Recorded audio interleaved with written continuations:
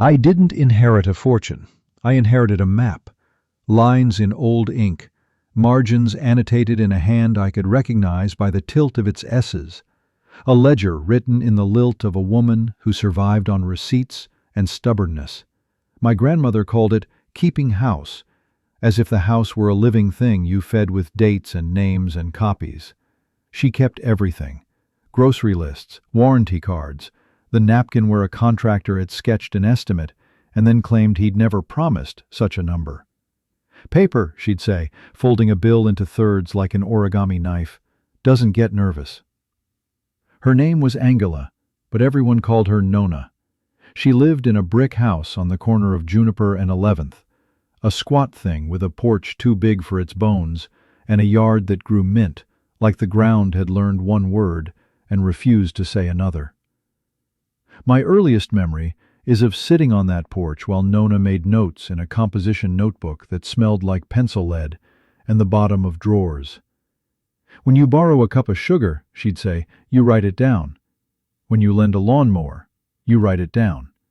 When a man offers to fix the gutter and insists on cash, you write down his name, his license plate, and the way he looked at your peonies as if they were a distraction. My mother left when I was 6. She told me she was going to find a place where her head didn't hurt in the morning, and never found it. My father stayed and drank. Nona stepped in, not with speeches, but with lists. School lunches paid, immunization records copied, library fines avoided with a schedule. She taught me to put the bills in a row and the dates next to them like soldiers. She made me fold jasmine into tea when the house got loud. When I got old enough to earn money, she made me write the first page of my own ledger. You don't keep books to punish yourself, she said, tapping the column that read inflow. You keep them to stop other people from punishing you. The rest of my family called this paranoia. They only called it that because it never protected them. Nona had 2 children, my father and my Aunt Marta. My father was a man with talents he preferred not to test. My aunt was a woman who could organize a bake sale with the venom of a bee and the smile of a pageant coach. She married Rogelio, a contractor who believed permits were for people without friends at City Hall. They had 2 kids, Leo, who would become a law clerk and then a lawyer, and somehow remain a boy with a new toy, and Carla, who learned early that tears are a currency and knew where to spend them. I had a sister, Lydia, 3 years younger, whose favorite word was fair when the unsliced cake sat on the counter, and whose least favorite word was fair once the knife came out. If you like clean stories, here's the part where you'll be disappointed. We weren't villains. We were a family. We had birthdays with uneven cake, arguments about whether the window should be open. But beneath every room lay a floor of expectation that Nona's house would one day be turned into cash, that her frugality would ripen into generosity when the paper was signed, that those who had contributed less would nonetheless receive more because they were louder. You can hear greed before it speaks. It lives in jokes about when this place finally pays for our patience, and in the way cousins step long over a cork in the floorboards and say, someone should fix that, homeowners. I didn't understand the gravity of any of it until Nona got sick. Not catastrophically, not at first. A fall in the kitchen that bruised her hip and her pride. A cut she swore needed only salt and thyme and then needed stitches. A week in February where her left hand forgot to hold a cup. The doctor said words that fit like beads on a string: microvascular disease, mild cognitive impairment, monitor, routine. He did not say, sell your house, or sign your name away. He did not say, prepare for war. Maybe he should have. When you grow up in a family where the table is a courtroom, you learn the shape of things before their names. The first move came with flowers. Aunt Marta started visiting twice a week, with muffins and that voice she uses on cashiers. She took over the grocery list and bought brands Nona never bought. She helped with paperwork by moving it to a folder with her name on it. She brought auntie-sized Tupperware and left with leftovers in a bag to feed Rogelio, he's always hungry. She cleaned, but only the rooms near the front door where visitors noticed. She asked Nona gentle questions in loud halls. "Do you get tired handling all this mail? Would it be easier if someone else read through these thick envelopes? You know I'm here. You know I'm practical." The second move had the shape of a favor. Leo, now in law school, now with hair that understood what mirrored elevators do to a boy's confidence, offered to review the estate plan. He said it like a generous surgeon offering to remove a splinter. "It's probably outdated," he said. "Tax law changes every 5 minutes. Let me at least make sure we don't make dumb mistakes." He printed a stack of forms. He called a notary who owed him a favor. He smiled the smile of a nephew who believes he's doing what Boy Scouts are for. He said, "We should make you a simple will, Nona. Just something to make it easy. Keep the house in the family. No probate nightmares." Nona said, "I already have a will." He said, "From the 90s?" She said, "Paper outlasts the 90s." He laughed, the polite kind of laugh men use when they have decided not to hear a woman. I watched all of this like I watch code running, noting where it skipped, where it repeated, where the output didn't match the input. I made tea. I carried grocery bags. I smiled when I had to, and wrote when I could. I was the one who lived 2 blocks away and could come when the refrigerator hiccuped or when Nona's checkbook coughed. I became the person who knew how the oven dial stuck at 350 unless you slid a finger under and nudged it counterclockwise. I was the one who took her to the doctor and learned the phrases secretaries love: "as soon as possible," "the earliest available," "we can wait," "thank you for your patience." I wasn't looking to be named in a will. I wanted her roof to stay a roof over her head and not turn into a forecast people argued about in the kitchen. Then I found the piece of paper that ended the argument before it began. It wasn't a will. It was a trust.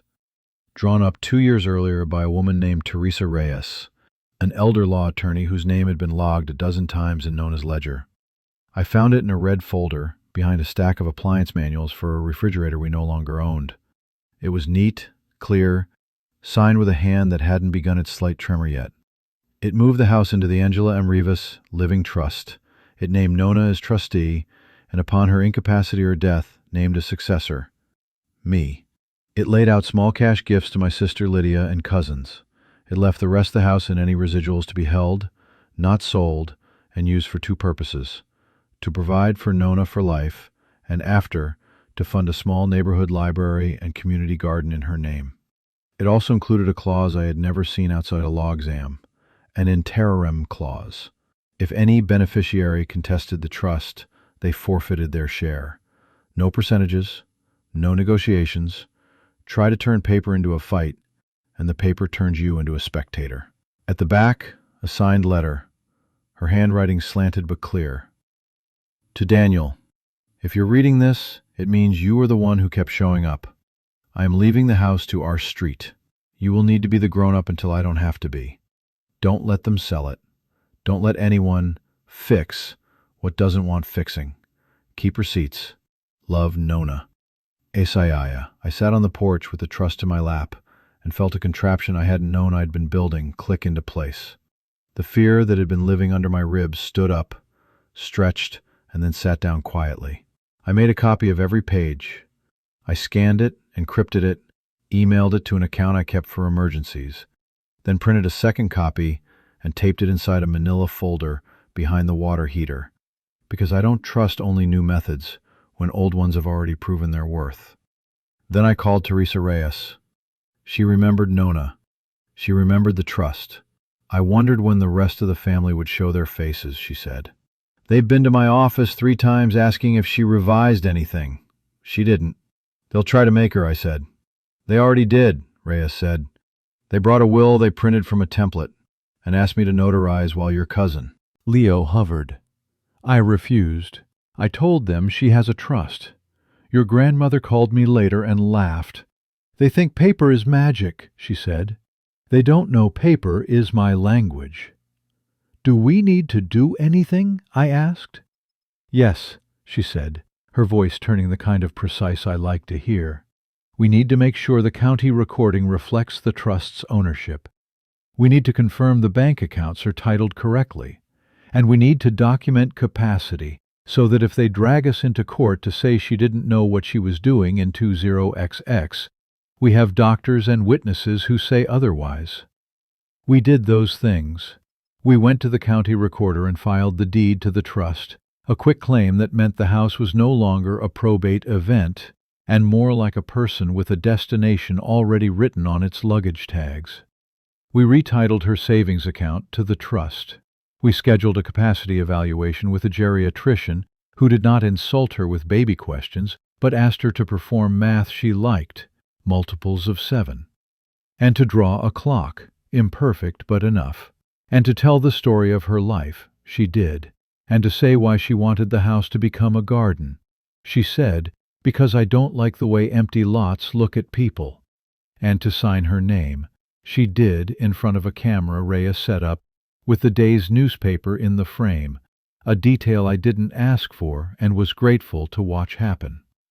We added a codicil for small changes, a gift to the librarian who had saved me from fines by showing me how to renew from home, a small bench in the garden with her sisters' names carved in it. We told nobody. You can accuse me of secrecy. I'll accept the charge and add context. My family only edits sentences they know about. Months stretched out. Nona's bad days became strings of bad hours, with good minutes in them like beads. Aunt Marta brought new Tupperware. Rogelio came with a measuring tape and measured the porch, in a way that made me want to pour sugar in his gas tank. Leo printed new forms with tabs.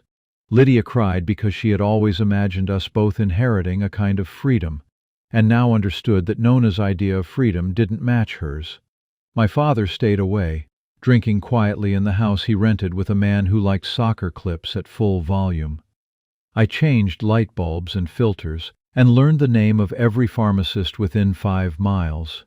At night I sat with Nona and listened to her tell me the old stories. How she and my grandfather had put down $200 and a handshake on this house. How the first winter the pipes froze, and they didn't break because she wrapped them with old sweaters.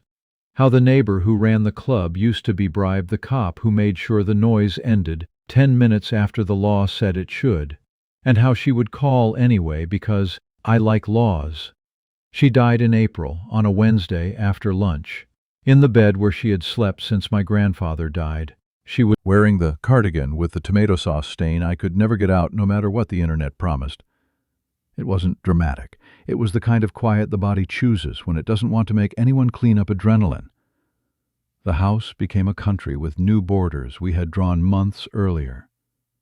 I called Teresa Reyes. I called the doctor. I called the cemetery. I called the linen closet for sheets that didn't feel like a hospital. I did not call my aunt first. That was deliberate. She called me anyway 30 minutes after the ambulance left, as if she'd been waiting in the street for the moment the curtains told her what to do. "We need to meet," she said. "Family meeting." "We will," I said. "After Saturday." "We should go to the bank," she said. "We should clean out the house. We should—" "We will," I said, "when Ms. Reyes says we should." Silence, like static. "Who is Ms. Reyes?" Aunt Marta asked, but she already knew. The funeral was full of people who loved Nona for reasonable reasons. They hugged me, they asked me if I needed anything, a question people ask when they feel helpless and want to do something that goes in the books. Aunt Marta cried in a way that made her cheeks look like a poster for a brand of mascara that doesn't run. Rogelio shook hands like a man running for office. Leo stood near the flowers and received condolences like deposits. Lydia held my sleeve as if the fabric and the relationship were the same thing. The meeting was on Tuesday at Reyes's office. Aunt Marta arrived with a new notebook, the kind with tabs in colors. Leo wore a tie that thought it was important. Rogelio wore his sunglasses on his head because he believed they belonged there. Lydia sat small. I brought a folder with Nona's ledger because I was petty and wanted the smell of pencil to haunt the room. Reyes didn't clear her throat. She owned it. "We are here to discuss the administration of the Angela M. Rivas Living Trust," she said. "Your mother created this trust 2 years ago. She named herself trustee and Daniel as successor trustee. Her house was placed into the trust. The trust instructs that the house is to be retained as the site of a community library and garden. Specific bequests are to be distributed as detailed. There is a no contest clause. Leo smiled like a man at a game show who knows where the trapdoor is hidden under the carpet. I'd like to see the will. There is a pour-over will, Reyes said, that moves any stray assets into the trust. But the operative document is the trust. I'd like to challenge, Leo said, still smiling, because the law in his mouth was a sword and not a system. You are free to do so, Reyes said. Please note Section 8. If you contest, you forfeit your bequest. What bequest? Rogelio asked, as if he'd been promised an engine and received a postcard.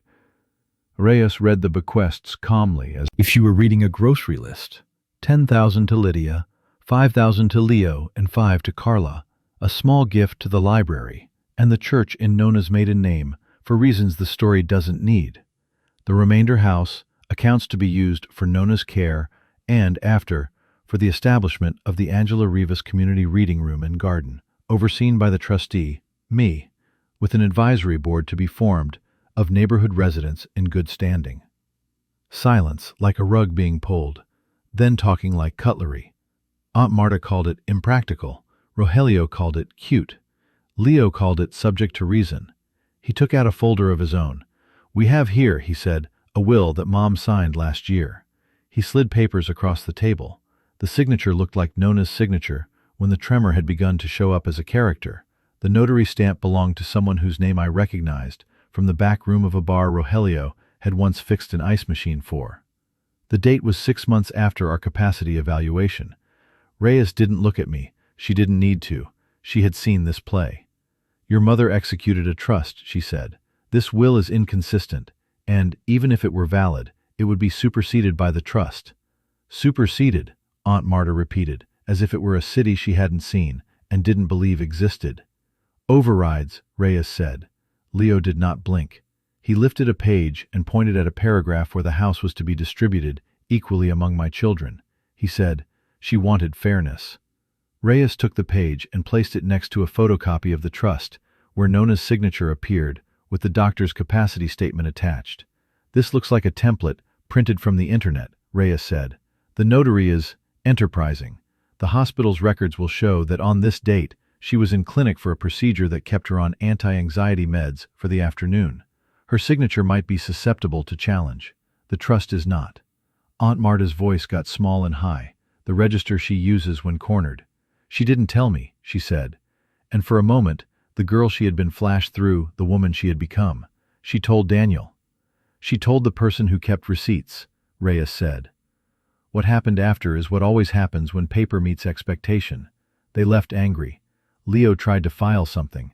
Reyes preempted with a certification of trust and a motion to dismiss any contest, citing the interorum clause with language that read like the law laughing.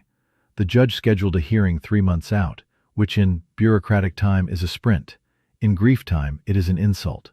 Aunt Marta called me 5 times and texted me 20.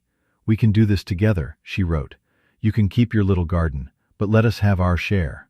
I didn't reply. I had learned by then that any sentence I gave them would be used later as a contract would say I had authored.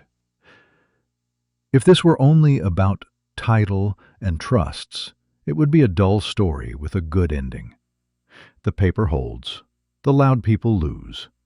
But inheritance brings with it a different kind of hunger. They wanted the house because they wanted to stop admitting that they had built lives that required rescue. They wanted Nona to turn into an ATM because they had spent years refusing to learn how to use a ledger. And when that stopped working, they went for the petty. They tried to strip the house, not of its title, of its contents. The silver teapot Nona used on Sundays, the oil painting of a crabapple tree my grandfather had hung with nails you could see beneath the frame, the milk glass vase that looked like a mistake and had belonged to Nona's mother. I didn't stage a sting. I set a camera by the front door, like a man who accepts that even grief requires inventory. I told no one. I watched a week later as Rogelio came with a box and tried the old key. It didn't fit. He cursed at the door, as if it had chosen its allegiance. The next day, Carla came with a smile and a pie, and waited until the neighbor came by, before she poured her grievances onto the porch. The day after, Aunt Marta came with a locksmith. He looked at the trust taped inside the glass and shook his head. "I can't," he said. She scolded him, and he shrugged the shrug of a man who likes his license. I wasn't going to drag anyone to court for taking a vase. I wasn't going to call the police on my family for divorcing themselves from dignity. I did a different thing. I made a list of everything in the house worth keeping and put the list in the minute book. I filed a change of ownership with the county so they would reassess the property under the trust's terms. I called the city's preservation office to begin the process of designating the house as a local landmark, which would make it harder to pick its bones clean in future moments of budgetary panic. I filed for the nonprofit status Nona had asked for, with the help of Ms. Reyes and a neighbor who knew how to write the kind of language that makes boards nod. I put all of that paper in a folder and backed it up to 2 places. Then I started on the part of the plan Nona never wrote down because she believed in the kind of justice you can do with a list of names and dates. People who try to steal from a dead woman often have practices. They do it for a living, in smaller ways. I knew our weak walls. Rogelio ran jobs without permits. Aunt Marta ran committees without budgets. Leo ran arguments without ethics.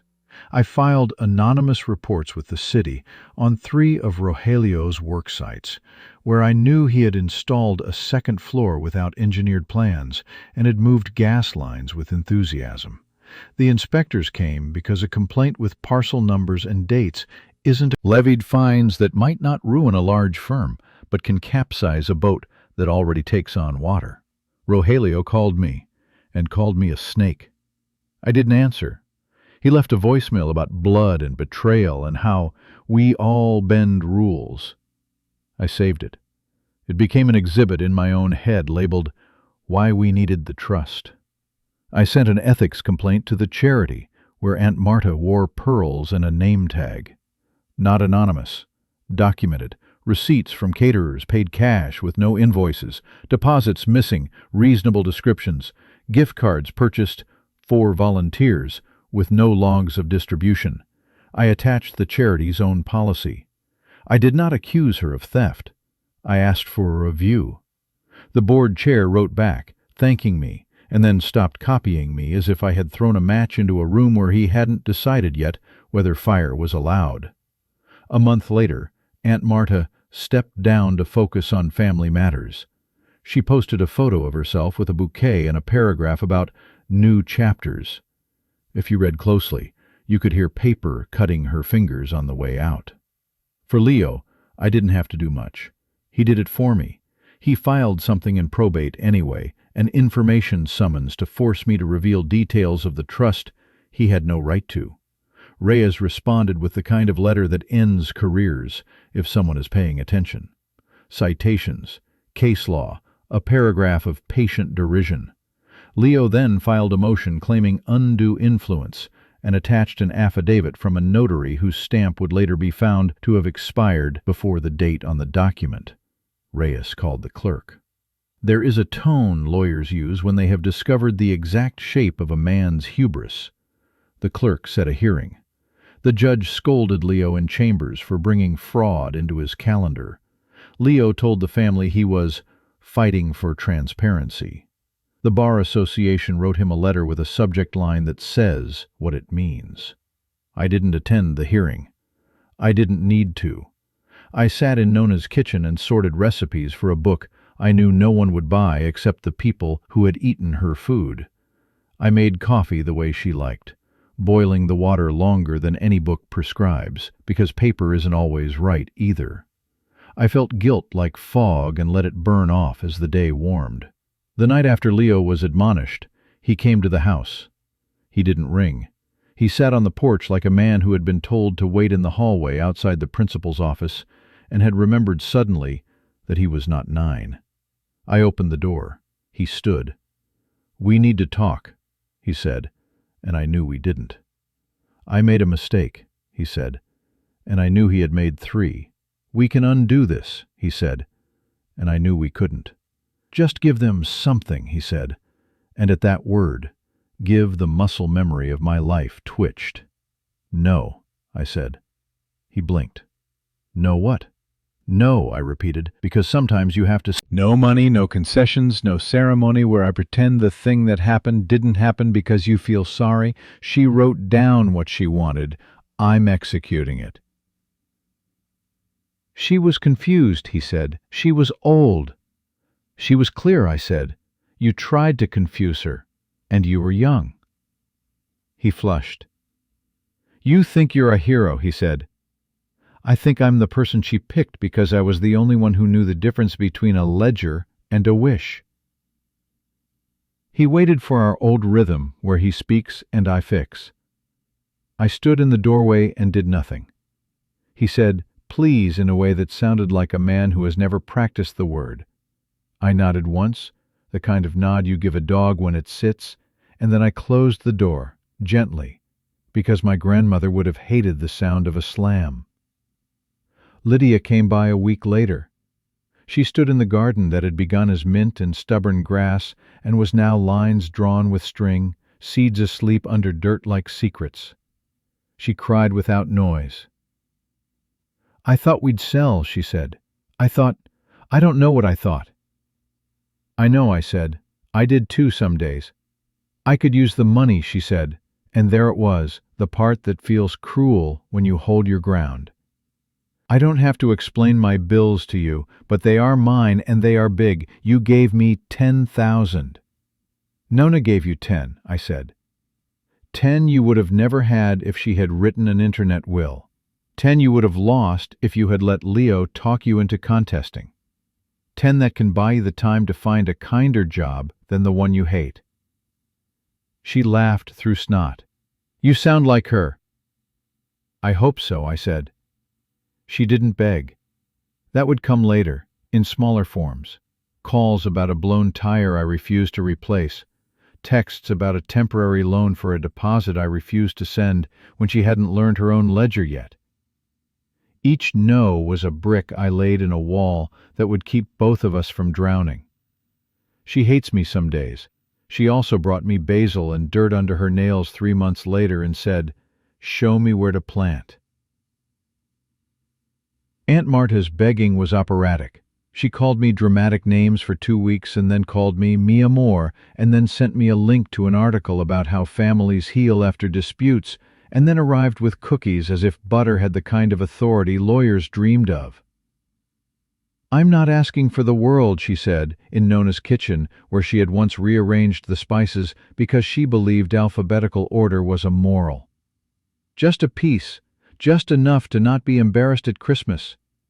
"You have a husband," I said. "You have pride. Spend both." She cried. She used tissue like a stage prop. "People will talk," she said. "They already do," I said, and I didn't add the part where I had heard the whispers at church about her confusion with the charity's funds, because there are sentences you don't need to finish for a person to know you can. Rogelio's begging was a threat, dressed as a favor. "I can help with the renovations," he said, looming near the peeling back steps with a tape measure like a holster. "We'll do it cheap, family rates. You don't want strangers in this house." He wanted to rebuild the porch with lumber that would peel within a year, and then have a claim on the story of the house that could be used later as leverage. He wanted to step into every photo. I told him the garden would be built by neighbors through volunteer days. I told him the reading room's shelves would be built by a carpenter who carried permits in his pocket like cigarettes. He smiled like a man who knows where the corners are. "You'll need me eventually," he said, "when the money runs out." "The money is the trust," I said. "You tried to kick holes in it. It's still standing." He spit on the porch, my porch, and left. I scrubbed the spot. I installed a screen door because mosquitoes like triumph. You think this is all vengeance? It isn't. It's a project management plan written in grief and concrete. The reading room took a year. The garden took 2 seasons and 5 rainstorms and a dozen arguments between neighbors about tomatoes and rosemary. I learned the grant application language that makes people who have never set foot on Juniper Street say yes. I learned how to prevent creeping theft in a community space. Cameras visible enough to make people reconsider bad habits, rules posted like poetry, and enforced like parking. I learned that Mint will try to annex anything. I learned that children will show up when there are chairs their size, and adults who don't shush them for the crime of breath. I learned that the phrase, "take a book, leave a book," writes its own music if you offer good books first. We dedicated the reading room on a Saturday with sun that made the old bricks feel like they might finally forgive themselves for being part of a house where small wars had lived. The city sent a person with scissors. The library sent someone with a smile. Reyes stood in the back with a look that said she didn't need thanks. I put a photo of Nona on the mantel, the one where she's laughing into her hand like she just remembered something rude and wonderful. People came with plates. Children sat with crayons.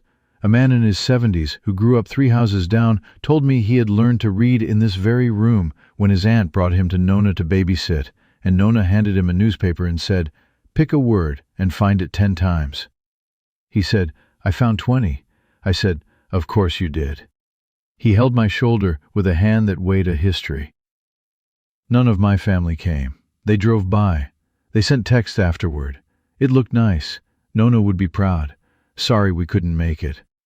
The sorry is doing a lot of work in those sentences, and not one of them meant it as an apology for anything other than weather. The garden's first harvest was uneven. The soil had been compacted by years of shoes and expectations. We turned it and turned it until it remembered it was supposed to receive. The tomatoes came small and fierce. The children plucked them before their time. The elders shook their heads and taught them the patient technique of letting red turn into redder. The squash pretended to be shy and then showed us what ambition looks like.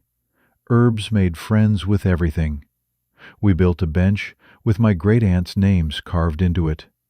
I sat on it sometimes at dusk with the house at my back and the street at my feet, and felt very little and a lot. Both are forms of peace. A year after the dedication, Aunt Marta sent me a photo of a notice, tax lien on their house, for unpaid penalties from the charity they'd had to repay when the board did math with integrity. "Can you help?" she wrote. "Just a bridge." I stared at the phrase. Bridges are what you build between people who meet in the middle. She had taught me to bring lumber, lay planks, and then watch her pull the nails out when she didn't like the angle. I wrote back, "The board has a payment plan. Follow it." She wrote, "We're family." I put the phone down and went to water the rosemary. Leo wrote me twice a year, every year, in the measured tone of a man who has added experience to his resume like armor. "I've learned a lot," he wrote after the bar finished with him. "I'm teaching a class on ethics now." He wanted me to acknowledge his growth so he could pretend we had done something together and not at opposite ends of a rope. I didn't reply. If he had asked to volunteer anything with his hands, I would have said yes. He didn't. He wanted a sentence he could quote. I kept mine. Lydia changed jobs. She got less money and more breathing. She moved out of the apartment with the upstairs neighbor who smoked at 2 a.m. and into a place with more light and less panic. She started coming to the garden on Saturdays and telling children to put the cucumbers back. She started keeping a ledger because she wanted to, not because I told her to. She still asks me for things sometimes. I still say no sometimes. She still loves me. Love is not a ledger, but it behaves better when you have one. Rogelio lost 2 more contracts and blamed the city until even his friends stopped handing him keys. He moved his tools to a storage unit and called it a workshop so he didn't have to tell himself the word he had earned, unemployment. He still stands outside the garden sometimes and tries to catch my eye. I wave at his shoulder like a neighbor. If there is begging in this story, it doesn't look like knees. It looks like Christmas cards inserted through the mail slot with only signatures. It looks like voicemail messages that begin with "no pressure, but..." It looks like a cousin's GoFundMe link. Looks like my aunt on the corner of a grocery aisle, holding a discounted ham, explaining the price out loud to no one, which is to say to me when I enter the frame. It looks like me doing nothing. Not because I enjoy it, because acting would write a different story than the one Nona asked me to write. I kept one thing from her bedroom when we finally finished inventory.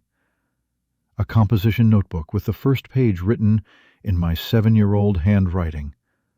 It says, "Ice cream, IOU, June 3, Nona owes me $2 for mowing. June 5th, paid." Below it, Nona's handwriting, paid. Below that, in mine, a doodle of a rocket that would never learn to fly.